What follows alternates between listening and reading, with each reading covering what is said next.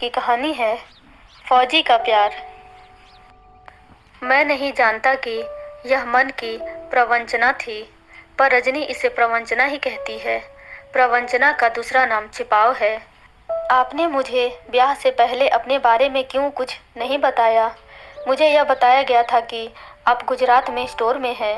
मैंने सोचा था चलो हम सारी उम्र वहीं रहेंगे। मुझे नहीं पता था कि आप फौजी हैं और आपकी बदली होती रहती है। मैं तुम्हें बताना चाहता था, पर मन के भीतर डर था कि फौजी जानकर तुम मना न कर दो। यह डर हर फौजी के मन में है। अस्थिर जीवन की वजह से अच्छी लड़कियां उन्हें पसंद नहीं करती हैं। तुम सुंदर और अच्छी लड़की हो, समझदार हो। तुम मेरी बात जल्दी समझ जाओगी, जल्दी समझ सकती हो। मैं मानता हूँ कि मैं फ़ौज में हूँ, लेकिन लड़ाकू फ़ौज में नहीं हूँ। मुझे हैंड टू हैंड लड़ना नहीं पड़ता है। मैं स्टोर में रहूँगा। लड़ाई होगी तो भी स्टोर में रहकर काम करूँगा। लड़ने वाले जवानों को सामान देता रहूँगा। बस डर यही है कि फौजी बेमौत मारे जाते हैं। यह तुम्हारा वहम है। जिसकी आई होती है उसे ही मौत होती है। क्या सिविल में लोग नहीं मरते हैं? दूसरी बात यह है कि मैं तुम्हें यहाँ घर में रहने नहीं दूंगा। जब तक मैं छुट्टी पर हूँ हम यहाँ रहेंगे। मैंने क्वार्टर के लिए लिखा है। उम्मीद है कि छुट्टी खत्म होने से पहले ही क्वार्टर मिल जाएगा। उसके लिए पहले से ही टिकट बुक करवानी होगी। पैसे हैं आपके पास? नहीं तो मैं बैंक से निकलवा लेती हूँ। नहीं, उसकी ज़रूरत नहीं है। क्वार्टर अलॉटमेंट लेटर के साथ तुम्हारे लिए फ्री रेलवे वारंट आएगा। मेरा वापस जाने का फ्री वारंट है ही। हमारी रिजर्वेशन मिलिट्री कोटे से होगी। रेलवे स्टेशन के 1 नंबर प्लेटफॉर्म पर MCO ऑफिस है, यानी मूवमेंट कंट्रोल ऑफिस। वह हमारी रिजर्वेशन करेगा। कोई बात नहीं, वारंट आने दो, मैं सब कर लूँगा। सच? हमारा कोई पैसा नहीं लगेगा? नहीं, बिल्कुल नहीं लगेगा। यही नहीं, जो 2 रूम सेट का क्वार्टर मिलेगा उसमें भी कोई किराया नहीं लगेगा। बिजली पानी भी फ्री होगी। अच्छा, यह तो बहुत ही अच्छा है। तुम चलो तो सही, और भी बहुत सारी सुविधाएं मिलेंगी वहाँ पर। अच्छा जी, मेरी एक बात मानोगे? रजनी ने बड़े प्यार से कहा। सारा प्यार उसकी खूबसूरत आंखों में उतर आया था। कहो। मैंने भी उसी मूड में जवाब दिया। आज हम यहीं मम्मी पापा के पास रह जाएं। अच्छा, मैं भाई को फ़ोन कर देता हूँ। तुम्हें भी मेरी एक बात माननी पड़ेगी। क्या? कान इधर करो, कान में कहूँगा। प्राइवेट है। मैंने कान में जो कुछ कहा उसका चेहरा लाल हो गया था। मैंने कहा हूँ। उसने सिर झुकाकर हाँ में सिर हिला दिया। मैंने खुश होकर कहा, चलो इसी बात पर कंपनी बाग में जाकर टिकिया खाते हैं। ठीक है, साथ में सोनी और रिंकी को साथ ले लें, वे भी खुश हो जाएंगी। ले लेते हैं। सोनी रजनी की सहेली थी जिसने मेरा रिश्ता करवाया था। रिंकी रजनी की छोटी बहन थी।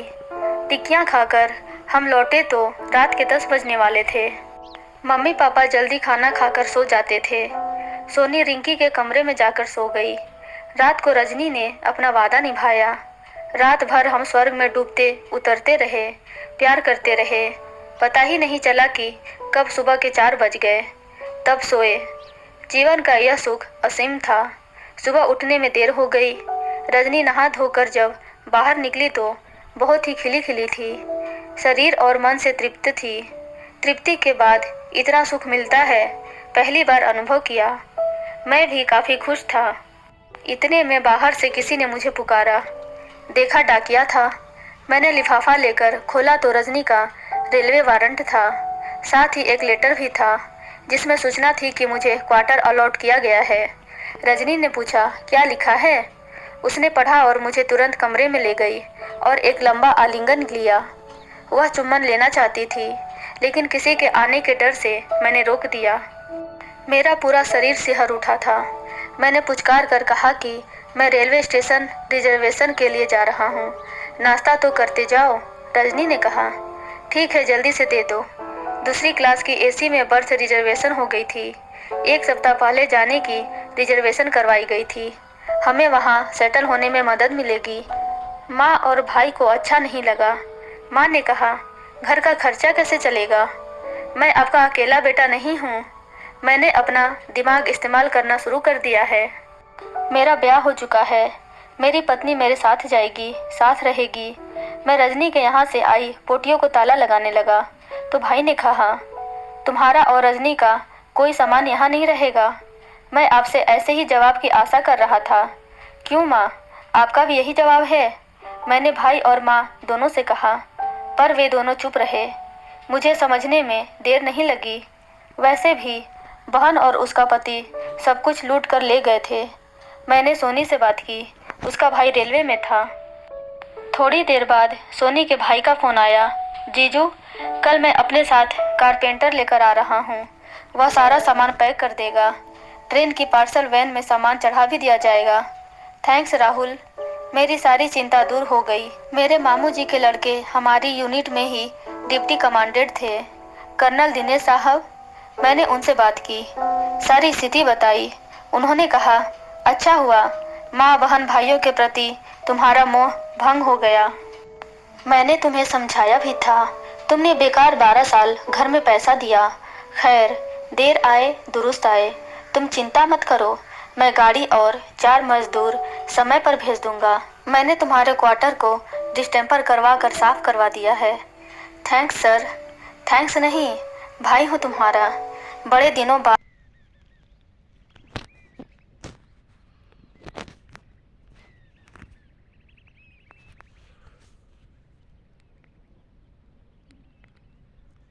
दुरुस्त आए। तुम चिंता मत करो, मैं गाड़ी और 4 मजदूर समय पर भेज दूंगा। मैंने तुम्हारे क्वार्टर को डिस्टेम्पर करवा कर साफ करवा दिया है। Thanks sir. थैंक्स नहीं, भाई हूँ तुम्हारा। बड़े दिनों बाद हम एक ही यूनिट में पोस्ट हुए हैं। कुछ मत सोचो, बस आ जाओ, सारे इंतजाम हो जाएंगे। ठीक है भाई साहब, मेरी सारी चिंताएं दूर हो चुकी थीं। राहुल ने कारपेंटर भेजकर सारा सामान पैक करवा दिया था। गाड़ी चलने के 2 घंटे पहले स्टेशन पर बुलाया गया था। सामान की बुकिंग आराम से हो गई। मेरे और रजनी के वारंट पर जितने किलो वेट लिखा था, सामान उससे कम निकला। राहुल ने सामान पार्सल बोगी में चढ़ाने के लिए वहाँ के मजदूरों से पहले ही सेटिंग कर ली थी। फौजी था, वे रम की बोतल मुझसे चाहते थे। रम मैं हमेशा अपने पास रखता था। बोतल राहुल को दे दी। उसने कहा, जीजू आप चलें, गाड़ी प्लेटफॉर्म पर लग चुकी है, मैं सामान चढ़वा कर आता हूँ। मैं प्लेटफॉर्म पर आया तो रजनी, उसके मम्मी पापा, सोनी रिंकी डब्बे के सामने खड़े थे। मेरे घर से कोई नहीं आया था। जब तक पैसा देता रहा उनके लिए सब कुछ था, पर अब कुछ नहीं।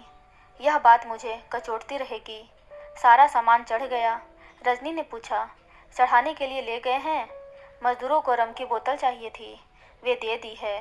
मैं लेकर गया था, जानता था ऐसे कामों में यह बहुत काम आती है। इतने राहुल आ गया और बोला, जीजू सारा सामान चढ़ा दिया है। गाड़ी चली तो मैं और रजनी सभी से विदा लेकर अपनी बर्थ पर आ गए। दोनों नीचे की बर्थ थी। मैं मन से संतुष्ट था, रजनी भी खुश थी। उसके मन में बहुत सी बातें थीं। दूसरी बर्थ पर मैंने उसका बिस्तर लगा दिया था। वह मेरी बर्थ पर मेरे कंबल में आकर बैठ गई। रजनी अभी बात शुरू करने ही वाली थी कि टीटी आ गया। टीटी के जाने के बाद रजनी ने कहा, अब रात दिन हमारे होंगे, किसी के आने का डर नहीं रहेगा। हाँ, जब तक छुट्टी रहेगी दिन रात हमारे होंगे। फिर दिन में ड्यूटी, रात में प्यार, है ना? उसने हाँ में सिर हिला दिया। वह फिर से लाल हो उठी थी। रजनी की यह अदा हमेशा मुझे रोमांचित कर देती थी। मैं थोड़ा आगे बढ़ने लगा तो उसने इशारों से मना कर दिया कि ट्रेन है, कोई भी आ सकता है। मैंने प्यार से दोनों हाथ सहला दिए। मम्मी ने रास्ते के लिए खाना दिया था, भूख भी लग रही थी। दोनों ने खाना खाया और अपनी अपनी बर्थ पर लेट गए। दोनों की आंखों में नींद नहीं थी। हम प्यार करना चाहते थे, पर हालात ऐसे थे कि यह संभव नहीं था। दोनों मन मार कर रह गए। रात को कब नींद आई पता ही नहीं चला। सुबह 4 बजे नींद खुली। वासना जोर मार रही थी। साइड की दोनों बर्थें खाली थीं। ऊपर दोनों लड़कियों के खर्राटों की आवाज़ आ रही थी। मैं वॉशरूम गया। सभी गहरी नींद में सो रहे थे। टीटी भी वॉशरूम के पास सीट पर ऊँघ रहा था। लौटा तो रजनी उल्टा लेटी हुई थी। मन में आया कि अभी प्यार करूं, लेकिन मैं किसी तरह का रिस्क नहीं लेना चाहता था, इसलिए थोड़ा प्यार किया। गाल पर किस किया और अपनी बर्थ पर आ गया। रजनी की नींद खुल गई थी। शायद उसे मेरे किस लेने का एहसास हो गया था। पूछा, गुजरात आ गया है क्या? नहीं, आने में समय है। रजनी वॉशरूम गई, लौटी तो मेरे कंबल में आ गई। भविष्य की बातें करते रहे, जहाँ तक हो सका ऊपर ऊपर से प्यार भी किया। सुबह 5 बजे पेंट्री वाला चाय लेकर आया। दोनों ने चाय ली। सर्दी में गर्मा गर्म चाय बहुत अच्छी लगती है। मैं कप लेकर बाहर फेंकने लगा तो अचानक मेरा हाथ खूबसूरत गोलाइयों पर लग गया। मैं सिहर उठा। उसने कुछ नहीं पहना था। मैंने पूछा तो उसने कहा, रात को वह ऐसे ही सोती है, पहनने से नींद नहीं आती है। यह सुनकर मैं मुस्कुरा दिया। मेरी आंखों में प्यार के साथ शरारत थी। रजनी ने पूछा, आप मुस्कुरा क्यों रहे हैं? मैंने कहा, जानकर अच्छा लगा, मज़ा आया करेगा। ऐसा सुन वह भी मुस्कुरा दी और खिड़की के बाहर जाने कहाँ खो गई। बाहर अभी अंधेरा ही था। सर्दी में कहीं 7 बजे तक दिन चढ़ता है। गाड़ी आधा घंटा लेट थी। जब गुजरात पहुंची तो 9 बज चुके थे। आगे कर्नल दिनेश साहब का हेल्पर 4 मजदूर लेकर आया हुआ था। रजनी को एक मजदूर गाड़ी में बैठाकर पार्सल ऑफिस आ गया। सारा सामान लेने में 1 घंटा लग गया। सामान सुरक्षित था। क्वार्टर पहुंचने में 12 बज गए। चारों मजदूर तब तक नहीं गए जब तक सारा सामान सेट नहीं हो गया। कर्नल साहब ने दोपहर का खाना भिजवा दिया। खाना खाकर रजनी सो गई। मैंने जाकर गैस बुक कर दी और साथ में सिलेंडर भी ले आया। किचन सेट हो गया। शाम 5 बजे कर्नल साहब ने गाड़ी भेज दी। मैं और रजनी जाकर राशन और घर का सारा ज़रूरी सामान ले आए। कर्नल साहब भाभी जी के साथ शाम 7 बजे तक घर आए। घर सेट हो गया था। रजनी ने अच्छी सी चाय बनाई। चाय पीकर कर्नल साहब और भाभी जी खुश हो गए। शाम का खाना भिजवाने की बात कर रहे थे, लेकिन रजनी ने मना कर दिया। उनके जाने के बाद हम दोनों अकेले थे। मैंने कुंडी लगाई और दोनों एक दूसरे की बाहों में समा गए। रजनी ने कहा, पहले नहा लेते हैं। मैंने कहा, प्यार करते हैं फिर इकट्ठे नहाएंगे। इस तरह एक दूसरे में समा गए, जैसे युग युग से बिछड़े हों। अलग होने का नाम ही नहीं ले रहे थे। काफ़ी देर बाद अलग हुए। रजनी वॉशरूम में घुसी तो मैं भी साथ घुस गया। खूब नहाया। दोनों वहाँ भी एक दूसरे को छेड़ते रहे। खूब संतुष्ट होकर निकले। रजनी ने कहा, कुछ रात के लिए भी रहने दो। मैं मुस्कुराकर बाहर निकल आया। थोड़ी देर बाद रजनी भी बाहर आ गई, खिली खिली मस्त। यह मस्ती नशा बन गई और दिन रात चलती रही, जीवन भर। रजनी ने वह किया जो मैं कहता था। मैंने वह किया जो रजनी चाहती थी। यह प्रवंचना नहीं, प्यार है, सिर्फ प्यार। Audio Jungle.